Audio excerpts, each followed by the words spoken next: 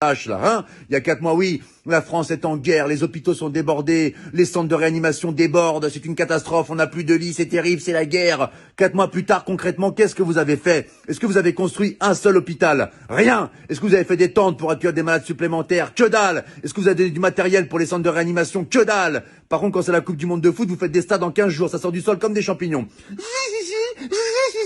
Les stades, ils les font en 3 semaines. En Chine, ils ont fait un hôpital en 10 jours. Nous, ça fait 4 mois, on n'a même pas des couvertures en plus.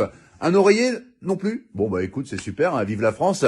Et arrêtez de nous balancer de la poudre aux yeux pour camoufler vos incompétences à parler de l'islam H24, c'est terrible. Les femmes voilées, les piscines séparées pour les femmes, le séparatisme, les extrémistes, les hommes qui se douchent en caleçon après, c'est un signe de radicalisation. Vous allez arrêter de casser les couilles aux musulmans, mais c'est quoi ce bordel? Là, si ça continue à ce rythme-là, ils vont dire que le coronavirus, il a muté et que les musulmans ont créé une bactérie qui s'appelle le Hamid-19.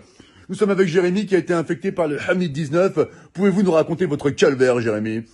Bah, ça a commencé par la barbe qui pousse toute seule, alors que je suis un berbe à la base, donc c'est un peu incohérent, vraiment.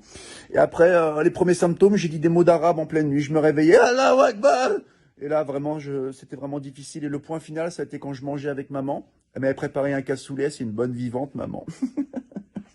Et puis là, d'un coup, il y a une phrase qui est sortie. Ashhadu an la ilaha illallah wa ashhadu anna Muhammadan Rasulullah. Le verdict était sans appel. Maman a appelé les pompiers. C'était le Hamid 19. Mais aujourd'hui, ça va beaucoup mieux. Hein. Je vais à la chasse avec mon berger allemand et je fais de la pétanque avec papa.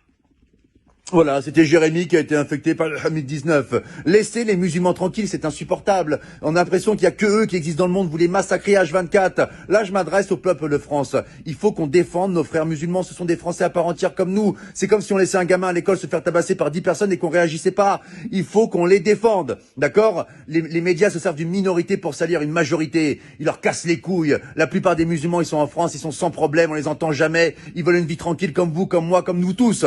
Laissez les musulmans tranquilles. Et là, c'est pas un rebeu, c'est pas un Renoir qui vous parle. C'est un blond aux yeux bleus qui vient de Bretagne et qui t'emmerde, espèce de facho de merde.